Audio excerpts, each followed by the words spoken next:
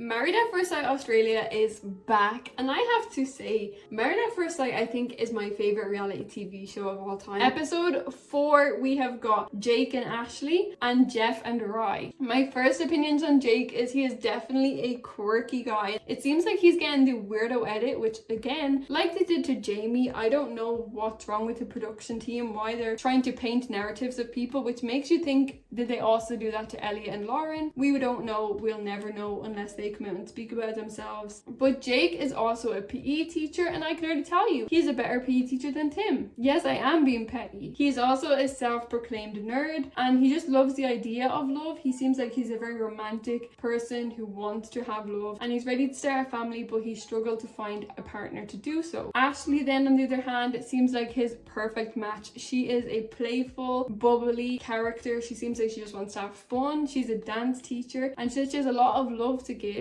and she just wants to be a mom herself. She's around kids all the time, and she just really wants it for herself. I get that so much. It's hard being around other people's kids and just playing mom for them, playing that guardian, and you just want it for yourself. I think they'll be a really good match together. Very fun, bubbly, playful, but the only thing that could be their downfall is if they can't get to that deeper level. If Jake kind of has his walls up, because he is a self-proclaimed nerd, so he could just be a little bit shy or anxious to let his walls down emotionally. That's just me judging. That could be the furthest thing from the truth. I hope that they do actually come together on that deep level and make it work. And my first impressions on Jeff and Rye, again, there wasn't much on these. They actually really reminded me of Billy and Sierra. They didn't really give us much in their introductions. They just seemed like very regular people, like they want the same as everybody else. They're both tired of the dating apps and dating in this generation. They said it's not really worked for them, so they're just over it. What better way to be over it than meeting at the altar? Now, production.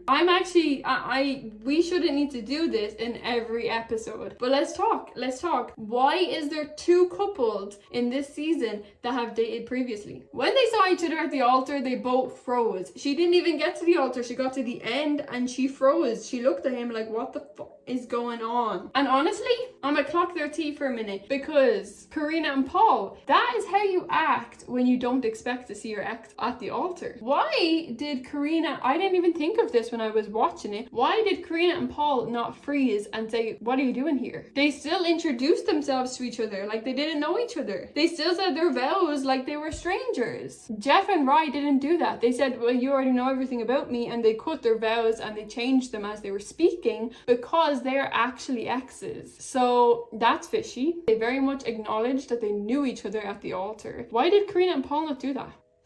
But they are exes. They dated a year prior to their wedding. That is crazy. And they actually dated for about a month. It sounds like they were more so friends with benefits than anything. They dated for a month.